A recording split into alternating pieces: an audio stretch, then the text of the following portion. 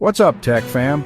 In exactly 24 hours, Apple drops their biggest event of 2025, and we just got the final leaks on the iPhone 17 Air. This thing is so thin it makes the iPhone 6 look chunky. I'm talking 5.5 millimeters. That's thinner than two credit cards stacked together. But here's the question everyone's asking. Is Apple about to pull off the impossible?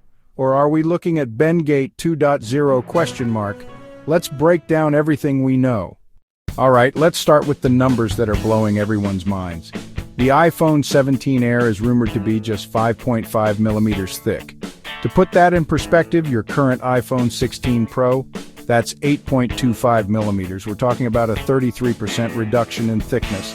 That's not just an upgrade, that's a complete rethink of what an iPhone can be. And here's where it gets even crazier. Despite having a 6.6-inch display, this thing allegedly weighs just 145 grams. That's lighter than the iPhone 13 mini. How is Apple pulling this off? According to the latest leaks from supply chain sources, Apple is using a silicon anode battery instead of traditional graphite cells. This gives them higher energy density in a smaller package. Plus, they've had to completely redesign the internals. The USB-C port isn't even centered anymore because they needed every millimeter of space. But hold up, this thinness comes with some serious trade-offs that Apple isn't talking about yet. First, we're looking at a single rear camera system. No telephoto, no ultra-wide, just one lens. For a lot of pro users, that's a deal-breaker right there. And then there's the elephant in the room, durability.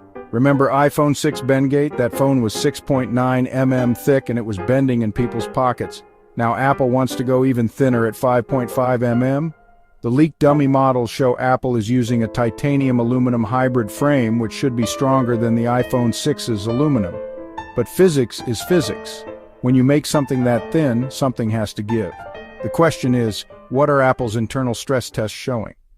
Now here's where things get really interesting. The iPhone 17 Air isn't just about thin hardware. Apple is pairing it with iOS 26 and the new liquid glass interface. This is the biggest visual overhaul to iOS since iOS 7 back in 2013. Everything is now translucent and reactive. The lock screen time stretches around your photos, notifications have this frosted glass effect, and app icons look like they're made of layered glass. Apple calls it liquid glass because it behaves like real glass, reflecting light, refracting colors from whatever's behind it. And this isn't just a coincidence. The thin hardware and the glass-like interface are telling the same story. Apple wants these devices to feel almost invisible, like you're interacting with pure light and content, rather than a chunky piece of tech. So where does the iPhone 17 Air fit in Apple's lineup? Well, it's officially killing the iPhone Plus. After years of poor Plus sales, we're talking just 5% of total iPhone shipments, Apple is trying something completely different. Early reports suggest the iPhone 17 Air will slot between the standard iPhone 17 and the Pro models. Think around $899, $999, positioning it as the design-focused option for people who want something premium but don't need pro camera features. This is Apple's play for the fashion-conscious crowd, people who see their phone as a statement piece.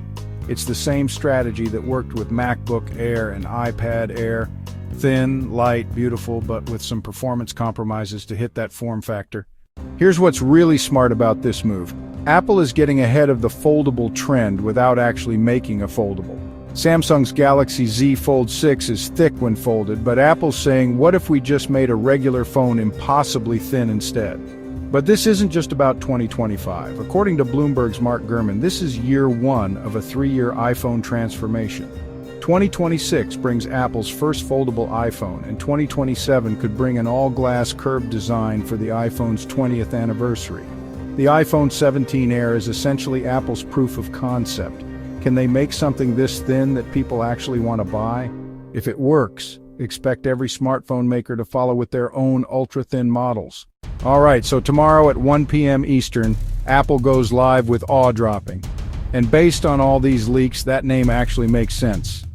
Beyond the iPhone 17 lineup, we're expecting Apple Watch Series 11 with potential health upgrades, AirPods Pro 3 with better noise cancellation, and maybe some surprise accessories. But the big question remains, is the iPhone 17 Air revolutionary or risky?